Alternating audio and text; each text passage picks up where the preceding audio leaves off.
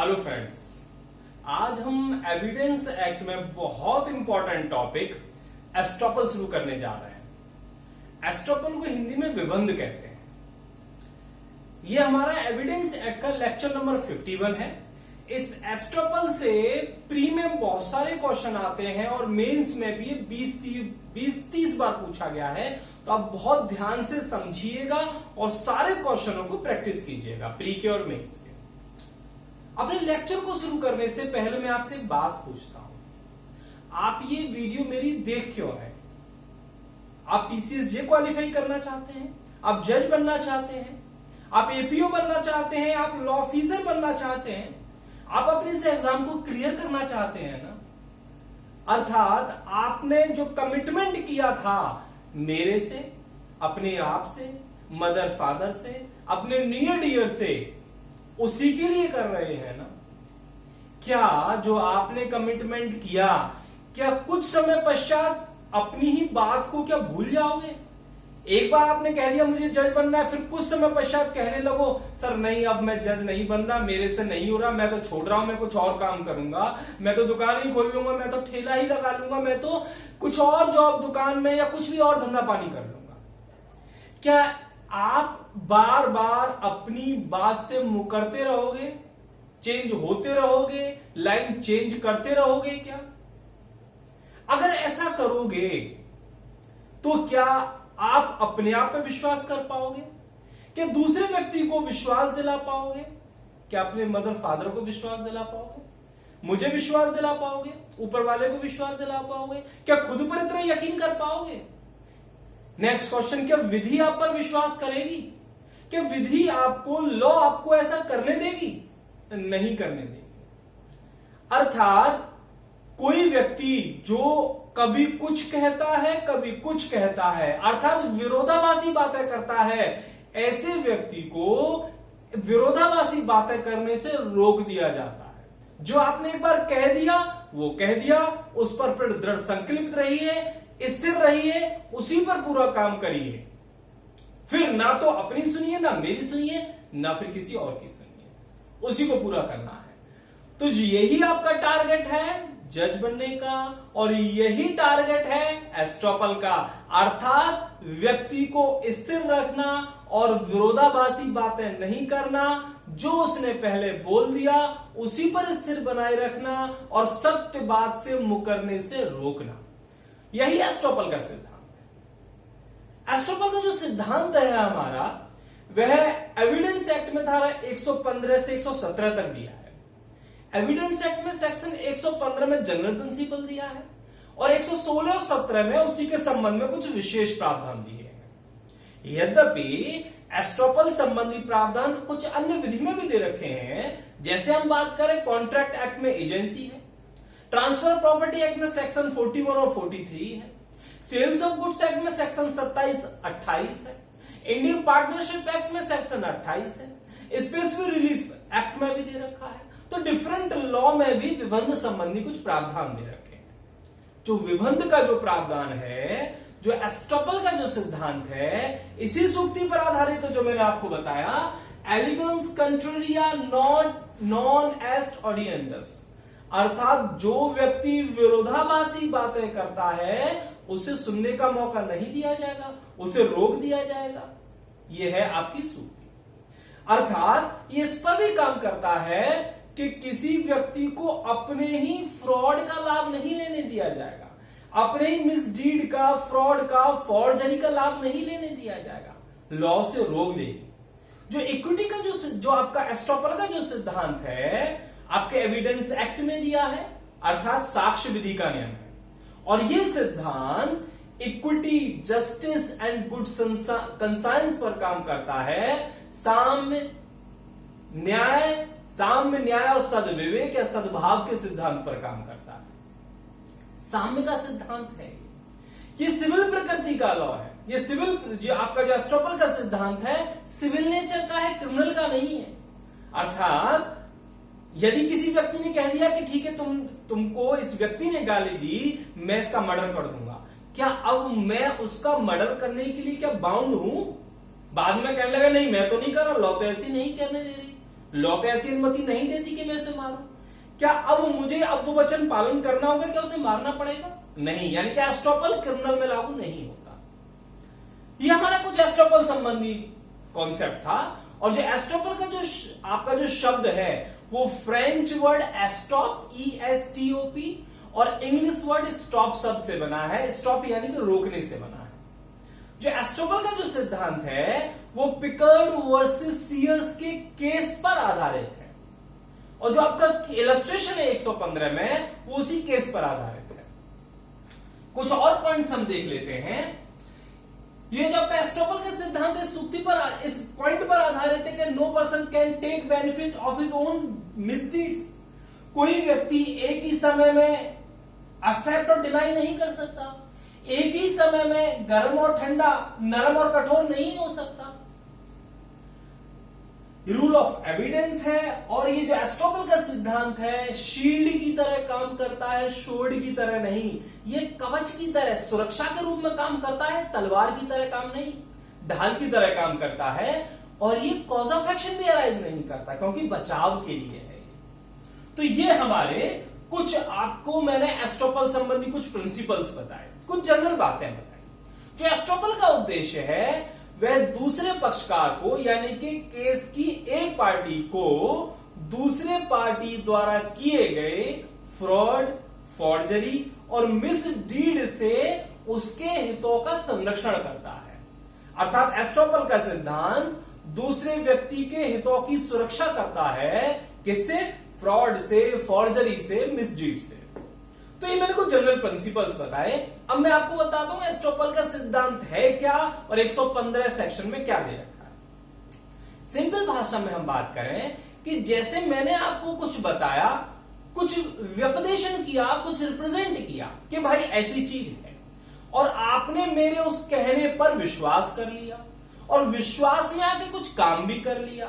फिर उसके पश्चात मैं पहली बात से मुकर जाऊं कि नहीं भाई मैं तो नहीं कर रहा, तो मुझे उस बात से मुकरने से रोक दिया जाएगा। यही है एस्टॉपल का सिद्धांत। सेक्शन 115 में क्या लिखा है उसे देखते हैं। सेक्शन 115 ये कहता है व्हेन वन पर्सन, जब कोई व्यक्ति अपने डिक्लेरेशन द्वारा, एक्ट द्वारा या ओमिशन द्वारा, डी से डिक्लेरेशन, ए से एक्ट, ओ से ओमिशन, यानी कि जब कोई व्यक्ति अपनी घोषणा द्वारा, कार्य द्वारा या लोप द्वारा क्या करता है, intentionally caused or permitted another person to believe a thing true and to act upon such belief। अर्थात जब कोई व्यक्ति दूसरे व्यक्ति को अपने घोषणा द्वारा, कार्य द्वारा, लोप द्वारा दूसरे व्यक्ति को विश्वास दिला रहा है या विश्वास कर लेने दे रहा है, और उस पर कुछ काम करा रहा है, उस विश्वास पर जो मैंने आपको विश्वास दिलाया उस पर कुछ काम करा रहा है या कर लेने दे रहा है। फिर बाद में neither he or nor his representative be allowed in any suit or proceeding between himself and such person to deny the truth of that thing। तब तत्पश्चात फिर ना तो मुझे और ना ही मेरे प्रतिनिधि को, जब मेरे और आपके मध्य में कुछ डिस्प्यूट होता है, कोई केस होता है, तो अपनी जो मैंने पहले बात कही थी उस बात से मुकरने दिया जाएगा। अर्थात मुझे रोक दिया जाएगा पहली बात को कुछ डिफरेंट बात कहने से।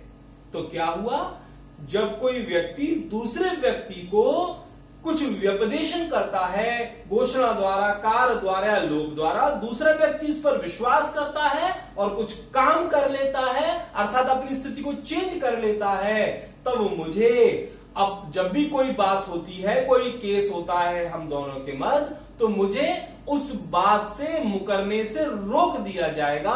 यही है एस्टॉपल का सिद्धांत। एस्टॉपल में मेन रूप से 3 वर्ड इंपॉर्टेंट है। पूरा जो सार घूमता है 115 का, नंबर 1 रिप्रेजेंटेशन किया हो, नंबर 2 विश्वास कराया हो, कर लेने दिया हो, नंबर 3 उस व्यक्ति ने उस पर कुछ काम कर लिया हो। यदि तीनों चीजें पूरी हैं तो फिर मुझे रोक दिया जाएगा अपनी बात को बदलने से। यही इसके एलिमेंट्स हैं। तो एलिमेंट में पहला है कि एक व्यक्ति ने, यानी कि वादी ने प्रतिवादी को रिप्रेजेंटेशन किया हो, व्यपदेशन किया हो। नंबर 2 एलिमेंट, रिप्रेजेंटेशन कैसे कर सकता है? घोषणा द्वारा, कार्य द्वारा या लोक द्वारा। Representation may be made by declaration, act or omission. तीसरी बात, by such representation plaintiff intentionally caused or permitted the defendant to believe that thing is true. और इस व्यपदेशन द्वारा दूसरे व्यक्ति को विश्वास कराया है, इस वैसे व्यपदेशन से, या फिर विश्वास कर लेने दिया है। अर्थात मैंने यानी कि वादी ने प्रतिवादी को इस व्यपदेशन में आकर विश्वास कराया है या फिर कर लेने दिया हो। नंबर 4 कंडीशन है, defendant must change his position. Defendant ने उस व्यपदेशन में आके, उस विश्वास में आके अपनी स्थिति को चेंज भी कर लिया हो। यदि ये चारों शर्त पूरी हो जाती हैं तो फिर वादी रेस्पॉन्सिबल हो जाएगा, एस्टॉपल से बाउंड हो जाएगा, अर्थात अपनी बात से मुकर नहीं पाएगा।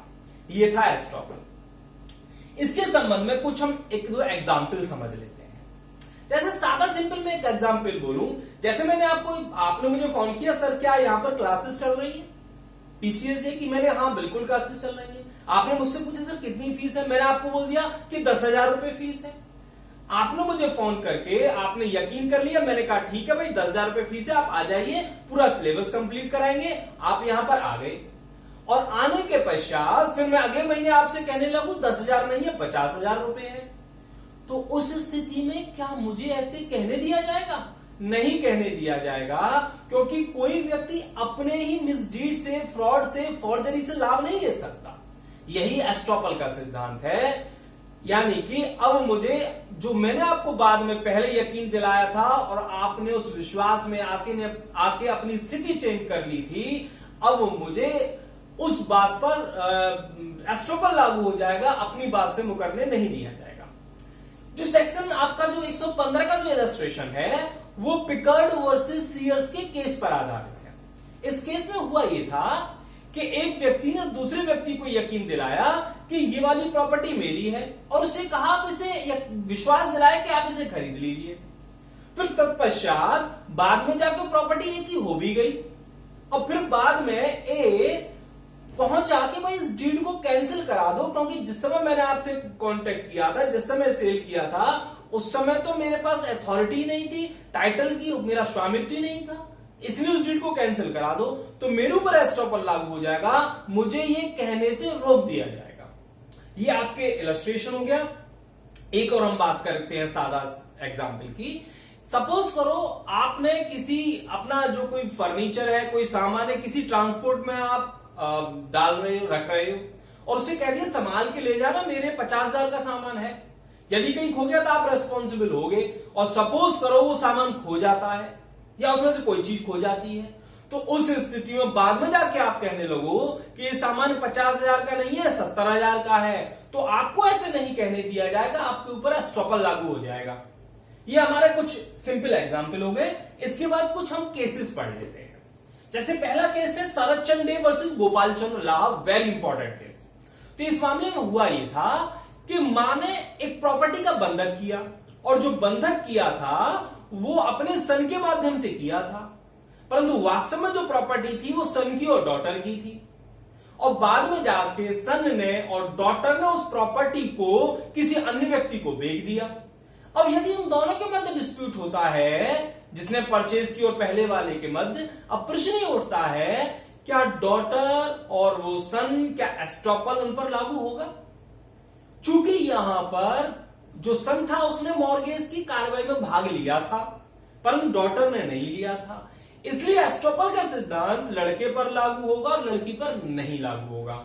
लड़की ने कुछ किया ही नहीं और प्रॉपर्टी दूसरे को बेच दी। तो ये हमारा एक केस था। दूसरा केस है श्री कृष्ण वर्सेस कुरुक्षेत्र यूनिवर्सिटी। इस मामले में हुआ ये था, कोर्ट ने कहा कि यदि कोई व्यक्ति किसी यूनिवर्सिटी में अपना फॉर्म भर देता है, एग्जाम में बैठ भी जाता है, एग्जाम हो भी जाता है, उसके पश्चात उसके एग्जाम को रोका नहीं जा सकता, उसे निकाला नहीं जा सकता। तीसरा केस है आपका MP sugar mill versus state of UP. ये भी काफी इंपॉर्टेंट केस है। इस मामले में स्टेट गवर्नमेंट ने पहले यकीन दिलाया कि भाई जब जो भी कोई व्यक्ति नया उद्योग लगाएगा 3 साल तक उसे टैक्स नहीं देना होगा, और उस यकीन में आकर के एक व्यक्ति ने एक इंडस्ट्री लगा ली, तो जो उसने स्टेट गवर्नमेंट ने कहा था वो उस बात से बाउंड हो जाएगी, उस पर एस्टॉपल लागू हो जाएगा, वो अपनी बात से मुकर नहीं सकती और उसे टैक्स में रिलीफ उस व्यक्ति को देनी पड़ेगी। तो ये हमारा कुछ एस्टॉपल संबंधी कुछ हमने पॉइंट पढ़ लिए, परंतु अभी लेक्चर पूरा नहीं हुआ है। एस्टॉपल का जो रिमेनिंग टॉपिक है, जो रिमेनिंग पॉइंट्स है, वो नेक्स्ट लेक्चर में हम पढ़ेंगे। बहुत अच्छे से आप इसका ऑब्जेक्टिव लगा लीजिएगा, 20-30 बार मेंस में आया है, अच्छे से प्रैक्टिस करिएगा। Thank you.